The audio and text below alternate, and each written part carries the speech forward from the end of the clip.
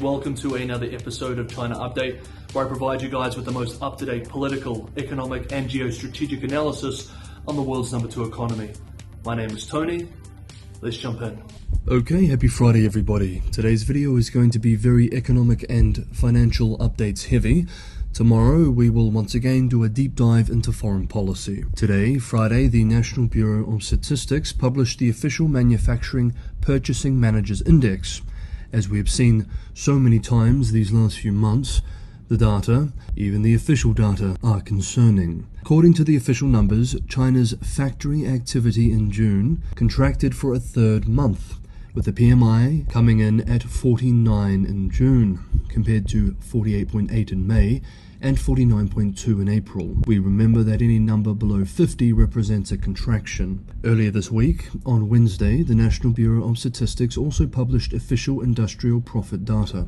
According to these numbers, annual profits at China's industrial firms extended a double-digit decline in the first 5 months, with the 18.8% year-on-year slump in profits coming on top of the 20.6% contraction in the January through April period. The 3 straight months of manufacturing contraction, as well as this other data, will put further pressure on policymakers as calls for stimulus get stronger. Regular viewers know that Beijing is deeply hesitant about turning to stimulus, however. Quote, "Economic momentum is still quite weak in China. On the other hand, the government's growth target of 5% this year is quite modest given the low base last year. It is not clear if the weak economic data would push the government to launch aggressive stimulus measures soon."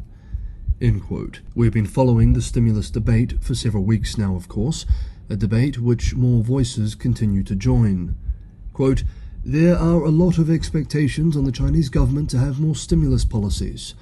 I don't think this is real." End quote. That is to say, large-scale stimulus is unlikely. Zhu made the comment yesterday at the World Economic Forum's annual meeting of the new champions in Tianjin, China, adding that Beijing will likely announce only moderate stimulus this year. If this is the case, it would represent a sea change in Chinese economic policy. For decades now, Beijing has never allowed the economy to slow too much, fearing the potential social and political fallout. Now, perhaps, Beijing recognizes that it is fast running out of the runway that is fiscal stimulus. Experts warn what this could mean, however. Quote, "China is entering balance sheet recession. People are no longer borrowing money, but are rather trying to reduce their debt. The government should not waste time on monetary easing or structural reform policies that economists love to talk about." End quote. A balance sheet recession, which was actually coined by Ku himself, is a situation in which households and businesses divert more of their income toward paying down debt rather than consuming or investing. It's argued that this, in part, is why Japan was plunged into its lost decade. Ku believes that Beijing may be in a better place to manage things, however. Quote, "There are already people talking about a balance sheet recession in China. That was not the case in the US in 2008, or Japan in 1990. The key difference is now the doctor knows what the disease is. If the government puts in speedy, sufficient, and sustained fiscal stimulus, then there's no reason for Chinese GDP to collapse." End quote. Other experts have a different take. Quote, "We're caught in a kind of vicious cycle in the sense that you need a massive stimulus to create a little moderate impact. We have to be prepared for slower growth in the future because China is really in transition right now from industrialization to innovation-based growth. Innovation-based growth is just not as fast." End quote. Okay, that is the official data and some of the stimulus debate. Next up, we need to look at unofficial data. Hey guys, if you enjoyed today's episode of China Update, don't forget to hit that like button. It's just me making these episodes every day. It's a lot of work, but your guys' support is a huge source of motivation.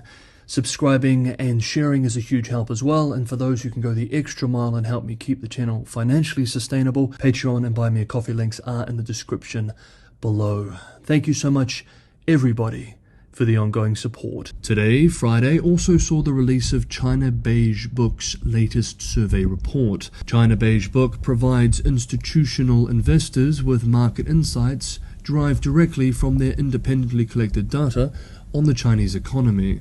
The report observes that China's monetary stimulus last year did little to boost loan demand, suggesting that rate cuts by the People's Bank of China, China's central bank, in August of last year may have had limited effect in spurring growth, and by extension that the latest mid-June cuts may also be ineffective. Quote, "For months, analysts have pumped the idea that Beijing has little choice but big bang monetary easing. The People's Bank of China started its push some months ago, and the string didn't move." End quote. Still, the US firm is sounding more optimistic than some of the commentators which we just covered. Quote, "Markets have swapped hope in a consumption-powered recovery for a stimulus-driven one. But June data show consumer spending is still churning. Retail earnings accelerated, spending on travel and hotels is far from fading, and manufacturing revenue improved for a third consecutive month. China's 2023 rebound isn't sharp, but it's also not finished yet." End quote. And the firm's chief economist gives a more nuanced reading of the stimulus debate. Quote, "China's second quarter story is one in which one mistake breeds another. If you believe the economy is terrible when it isn't, you may anticipate major stimulus coming when it won't." End quote. The China Beige Book survey involved over 4,600 respondents in China across 2 periods, the middle of April as well as mid-May through mid-June. Finally, for the economy and for today's video, according to a new survey published by US-based Pew Research Center this week, people in countries around the world are now more likely to name the US as the world's leading economic power, rather than China, a shift which could have significant implications for Chinese diplomacy and soft power projection efforts. The Pew report writes that overall, a median of 41% across the 23 nations polled believe the US is the world's leading economic power, while 33% name China. The share who say the US is the world's leading economic power has increased significantly since 2020 in Germany, Sweden, Japan, France, Canada, and the Netherlands. The findings underscore the US's economic dominance in the minds of many as nations emerge from the pandemic. So, as we can see from today's video, there are a lot of very smart people with very different views of how the Chinese economy will develop going forward. Sometimes I get angry emails from some viewers, annoyed that I don't stick to a single point, that my narrative on China is all over the place, to which I normally reply, the real world is not a Disney film with clear plots and themes. It is often very confused and hard to understand. The themes and points we cover on China Update are messy and often contradictory, because the real world is often messy and contradictory. This channel is not here to push a narrative, to say China is this or that China is that.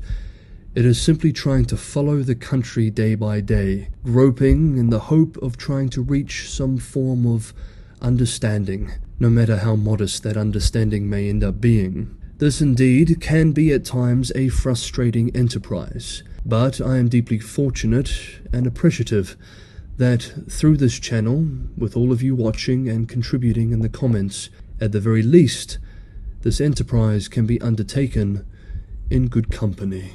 So thank you. Okay, that is today's episode of China Update. Thank you so much everybody for watching. Have a wonderful Friday, and I will see you all tomorrow.